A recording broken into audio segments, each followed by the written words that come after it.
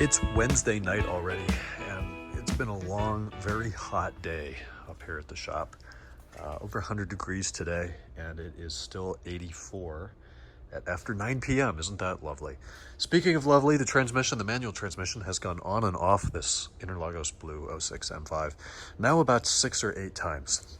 And every time we have to take it off and repair a thread that was damaged by somebody that's changed this transmission in the past. All of them looked okay and passed a visual test initially. We put the transmission on, they put the transmission on, started torquing things down, and one of the bolts stripped out. So everything comes back off, you drill out the hole. That requires buying a little 90-degree angle adapter for our drill, and using thread taps and all this fun stuff, and putting the paint pan on the bolts as you torque them, and one strip. So you take it off, you repair that, drill it out, put a helicoil in there, put it back on, and for some reason it's always the last bolt and it's stripped out. So it came back off again. We did the same thing. Then they checked all of them really well, put the bolts in by hand, checked for thread lash, everything seemed fine. Put it on a final time, and we got another one stripped. So this is where we'll pick up tomorrow, taking the transmission off again. And at this point, I think I'm just going to recommend they drill out every single thread and coil all of them. I don't think we have time or patience to do this again, and it's costing the customer money and us valuable time. When we took this transmission off for the first time, we found that several of the bolts, well, one was missing, 2 or so were finger tight. You just put the socket on there and spin it off with your fingers, no resistance. And the rest of them were down to about 3 times what the torque should be. It's 28 pound-feet for these bolts. They were down 60, 80 pounds, something ridiculous. So we're very disappointed with who has serviced this car in the past. We're finding a lot of missing aftermarket, inappropriately reused hardware. It's just a nightmare. But we're making progress, and we will win. Mike kept working on the 325 CI today. Those rear rotors arrived, so the rear brakes are done, wheels are back on. We are taking off the exhaust, drive shaft, center support bearing, flex disc, probably a shifter carrier, all that jazz. That's coming up soon. Looks like he has done other suspension work. We've got H&Rs on all 4 corners, and the ball joints and whatnot in the suspension control arms are actually pretty healthy. And we are doing all filters, all fluids. Pulled the belly pan off today and saw some really dried out, cracked up belts. So we've got new belts and more hardware. The diff on these has a cover on the back, which is weird. And BMW doesn't make the stuff anymore for that. The gasket's gone and their gasket maker. So we're using this from Mercedes. That silver 528 that my dad's been test driving, we are very close to being able to smog that and get it out of here. It had a stored code for the driver's seat belt tensioner.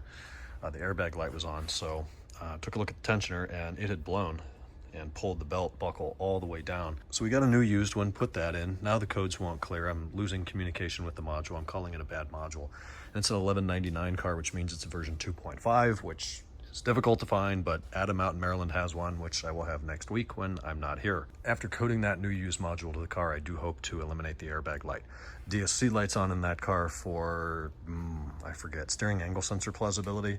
Sensor's not reporting, but I think the ABS module needs to be rebuilt. It's a used unit that was coded improperly. It was for an automatic 528, but I coded it for a manual M52 B28 528, and that code went away, but the angle sensor code stays. So I brought that up to him. Doesn't seem like he's interested in repairing that, so we'll still have a DSC light. Then picture pre-facelift taillights they've got for the running lights. Bulb here on both sides, total of 4. All of them were burnt out. So we replaced all of those, found out that the contacts were corroded to shit, so we cleaned that out. Finally have functioning taillights. It's not using the brake lights as emergency rear end lighting now, and that turned off a bunch of lights and warnings on the dash. 02 Tyag, fairly low miler, waiting on the headliner to return. It's still down at the upholstery shop, at which point I don't think there's actually a whole lot to do on this, just a bunch of reassembly, which we'll be getting to week after next. Then the M6, as you know, is just waiting on that 3D printed EDC button trim, which we should see next week, but we won't because we won't be here, so following week. This is that M62 that arrived that was on the crate, showed up damaged. I have concerns with this engine. We've put a 32 millimeter socket in there, and it went over about half a rotation and felt normal, and now it's sticking. And it's not based on compression. We've taken all the plugs out. There are pistons in all 8 cylinders, which is a good sign, but I am concerned that something happened over here, particularly cylinder bank 2, in addition to the obvious of a timing cover and a busted valve cover. That's pretty easy to fix. Oil rail took a bend. I don't think the cam is bent, but I don't have a way to very accurately measure that. So we've got to do more diag here and see what's up. Preparation for taking a 10-day vacation next week. I got my car kind of cleaned up after a few days of driving and parking in a dusty area for hiking. So it had gotten surprisingly really like coated in just brown dirt. All of that's gone. I got to everything but the wheels, which I've just run out of energy for. So that's going to be tomorrow. Also tomorrow, we're going to be doing a shit ton of laundry and packing and clean my Mac and clean my phone and try to catch up on these vlogs. I don't want to leave for this trip with a deficit. So that's going to be the morning in addition to all the emails, which means I need to get out of here and get home. And you may see a car missing. That's the E92 M3 that I am test driving tonight after the customer approval. So try to remember to talk about that tomorrow or another clip tonight, give some more impressions after using it in some more real world situations. Last night and this morning I drove this, which is driving very well. It's a tad clunky, the gearbox.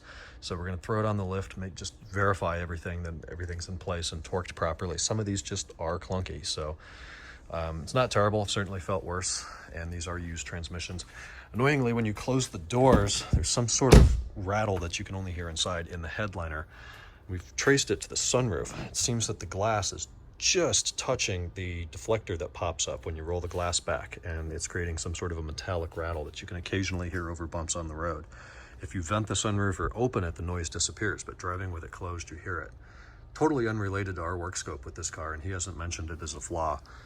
Though I will ask if there's anything he wants to do about it. All right, I'm out for now. I'm gonna go make a pizza, take a shower, maybe start some packing, try to clean out my camera roll. That's kind of one thing I am very OCD about when I take a trip. I want a clean slate. I want everything in there to be the trip. So when I get home, I've just got to deal with that, not photos from around here in the house and the travels from past weekends. So I also have time on Friday on an aircraft to do that, but I'd rather not. When you're waiting for laundry to finish, for whatever reason, it feels like it takes 5 times as long. Come on, jeez Louise. Anyways, E92 was fun, kind of a relaxed drive home, just throw it in 7th gear, set the cruise control. Feels like a baby lighter E60. I've already talked about driving this. I did the test drive after our multi-point inspection. I've driven a couple of other ones, but today was probably the longest drive, 15, 16 miles on the way home. Really didn't get into it at all, just cruising. I did notice at 75 miles an hour, there's a bit of a vibration, a little bit of a wobble in the steering wheel. It feels like tire balance. Anytime we have wheels refinished, they fail to balance the tires properly, so we will attend to that. In addition to adjusting the parking brake, or I'll have to get the customer approval for that rather, since that wasn't part of the original work scope, installing that fresh air vent in the grill, and then our pre-delivery inspection the week after we get back. My biggest complaint with the E92 is the length of these doors, and that's just what you get by having a coupe. The doors are really, really long, which means that opening them, especially in tight spaces, which is common for California garages, parking spots, and everything in between, is really hard. So you're always squeezing out of a 16-inch gap like this. Sedans, of course, have shorter doors, which is just a little bit more livable and something that I'm more used to. I've gotten a shower, charging up batteries, doing this laundry, and kind of preparing to be away for a bit. It's always a process. Tomorrow I want to get a haircut. It's not bad. I want it to be nice and not, I don't like feeling the mane in the back, as I call it, so we'll deal with that tomorrow. Finish the wheels on the M5, catch up on vlogs, sync the phone, because I still do that. It's 2009 in my head. But for now, it's time for bed. We'll talk to you guys on Thursday. Already feels like about Tuesday. Night.